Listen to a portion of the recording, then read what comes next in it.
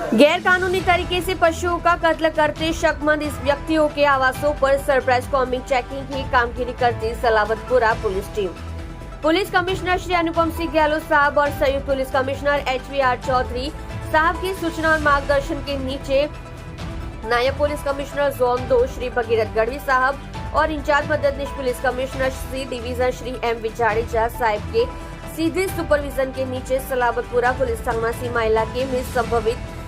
अवैध कत्ल खाने और संदिग्ध व्यक्तियों के आवास ठिकानों पर सरप्राइज कॉम्बिंग चेकिंग हाथ लेने में आई थी, जिसमें कॉम्बिंग दौरान कोई भी गौमांस से जुड़ी आपराधिक चीज वस्तु नहीं मिल आई थी, जिसमें सलाबतपुरा पुलिस ने कॉम्बिंग के दौरान जांच किए गए स्थानों पर विवरण नीचे दिए गए हैं। मान दरवाजा ख्वाजा नगर क्षेत्र, मान दरवाजा खाड़ी तटवर्ती क्षेत्र, उमरवाड़ा क्षेत्र, भाटेनाका रजानगर क्षेत्र, कमेला दरवाजा SMC